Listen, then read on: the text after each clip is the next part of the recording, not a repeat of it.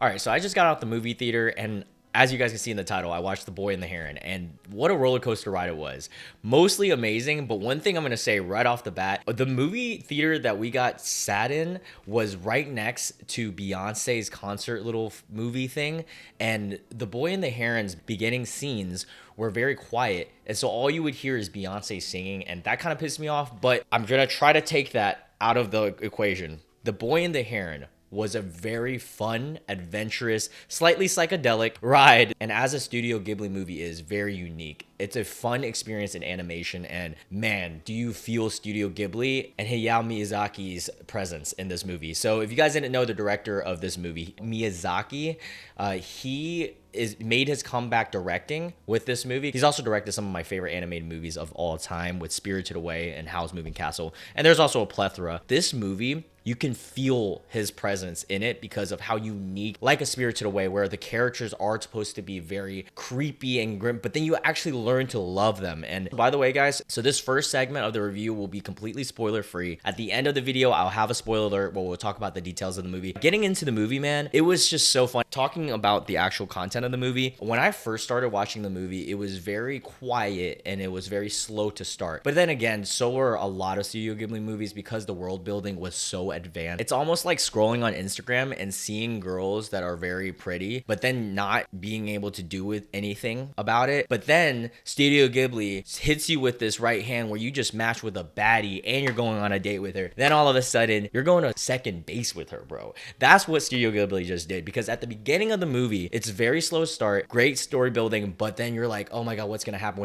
When it turns and the whole world expands, it becomes so fun. It is such an adventurous movie. It felt like I was stripping acid for the whole middle of the movie until I completely forgot that this was a Studio Ghibli movie and this is how these movies are. There are so many fun characters in this movie. The main character reminded me a lot of Chihiro from Spirited Away because it was almost like you are following this person in this adventure who is more grounded and not as wacky as these characters that you're about to see, but yet they embrace everything and anything, and you almost feel the same way that he does throughout the movie, which is awesome. Another thing I want to point out that is amazing about Studio Ghibli and Hayao Miyazaki is that two things. One, the visual animation and beauty of all the scenes. It almost felt like Bob Ross was painting the background to all the scenes. If you guys watch this movie, you will literally see everything as almost a painting-like style background with the main character standing out in a very Studio Ghibli way. It almost felt like they put in an extra effort to make every single scene look like a painted picture. I also want to commend the director's like paneling, or I don't know what the term is, but like the way that the camera angle panned throughout the beginning of the movie and later parts of the action parts of the movie was almost so perfect. There were so many like little moments that you're like, oh, this is so cool. It almost feels like you're watching a real film the way that they're filming it. It's hard to explain until you watch the movie, and then you're gonna be like, oh, that's so sick.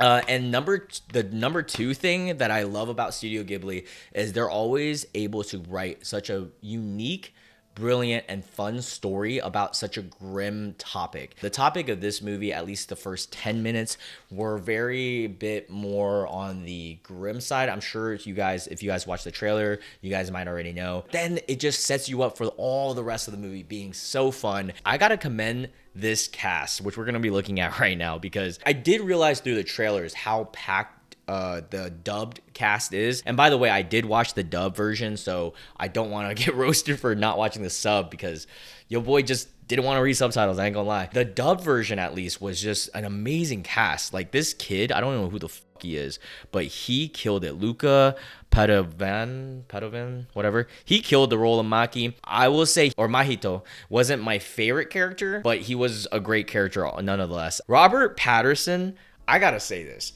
Robert Patterson blew out his role as a voice actor in the dub version, because I'm not you. Like I remember seeing his name as the Heron in the in a trailer or something like that, but I was not expecting him to sound that great. He killed that role, and honestly is probably one of my favorite, if not my favorite character in the movie. Oh my god, I actually didn't know that Karen Fukuhara played Lady Hime. I knew she was in this movie. I didn't know she played Lady Hime. Lady Hime was also a great character in the movie, and not to spoil anything, but the character itself brought a very fun and loving aspect to the movie, and I'm really glad they casted her. Karen was also in The Boys, and I absolutely loved her in The Boys. Shiochi Maki is voiced by Christian Bale, and if you guys didn't know, Christian Bale actually got one of his voice acting starts with Howl's Moving Castle. He was Howl. Another person that stole the show was Dave Bautista.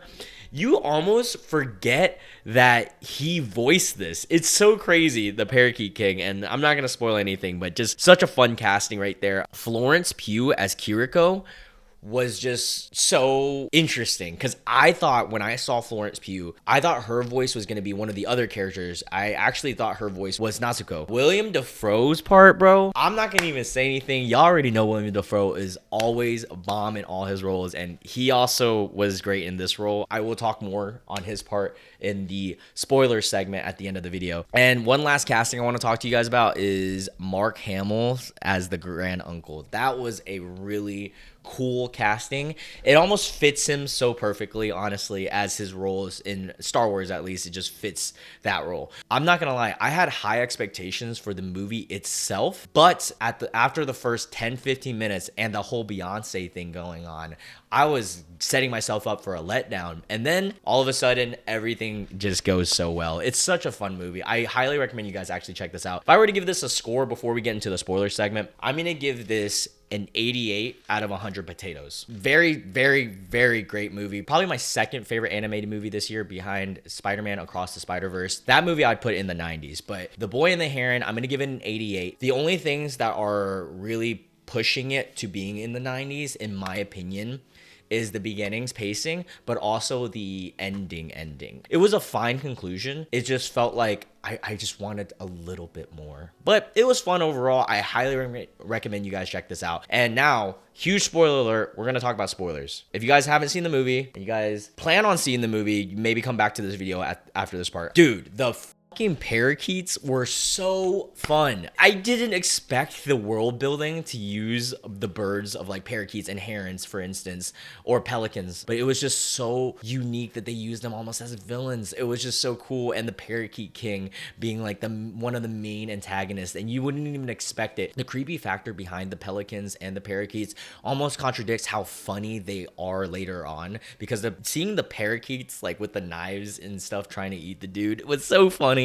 Also, another thing that I mentioned at the beginning of the video, William Dafoe's voice acting part for the Noble Pelican was fucking 10 out of 10. But the only thing that really pissed me off is it was only a cameo. He only had one scene. In that one scene, he did so perfectly. It was such a brilliant way to set up the concept that even though you might see someone as a villain, you don't understand their story and why they have to do the things they do. And if you guys watch the movie, I'm sure you guys understand what I'm talking about with that scene. It was fucking brilliant. I did wish that William Dafoe had more parts, because I feel like they almost wasted the talent. In my opinion, he, along with Robert Pattinson, were the best voice actors in this movie. But that's just my personal opinion. Another nitpicky thing, I wish that Christian Bale had a character where he could have done more with, because it almost felt like Shoichi, who is the main protagonist's dad, didn't have much parts to really show himself emotion. Even in the first scene that you really see him after the aftermath of the war, he just was chill with everything and life moved on. And it wasn't until like the way ending do you actually see his emotions of like, oh my god, my wife and my kid is gone. But overall, dude, casting great. The beauty of the animation and scenes, amazing. And the adventure and storytelling also peak. Those three things I just listed is the reasons why this movie is so high in my book. The one last thing I want to talk about before I wrap this review up is how crazy it was in the middle of the movie for me to figure something out that I was just so confused about. I'm sure you guys have had that experience where you're watching a movie and you're not putting two and two together, and then there's that moment of like realization, like, oh my god, what in the movie. And again, this is a huge spoiler, so I was really confused between the relationship between the granduncle, Mahito, his original mother, and his new quote unquote mother that slash stepmom. I then kind of clicked it together, and I also went on Google after the movie was done to confirm my suspicions that his original mother and his new stepmother, Natsuko, are siblings. His original mother was the older sister, and Natsuko was his younger sister, and that's why they looked alike. And also, what the is wrong with the dad? Soichi chooses to marry his wife's younger sister. That's freaking sus. That means that he's always looked at her in that way. And like, I'm almost curious now what the age gap is. There's a lot of things I want to dive in from there, but who knows? Overall, again, 88 out of 100. Definitely a movie I would watch. I'm going to say if you like Studio Ghibli movies, you're going to love this one. If you don't like Studio Ghibli movies or animated movies, you might as well just skip it because this probably won't be for you. But for the people who like animated movies, definitely a movie to watch. And I'm going to leave it with one statement. Fuck parakeets. Bye.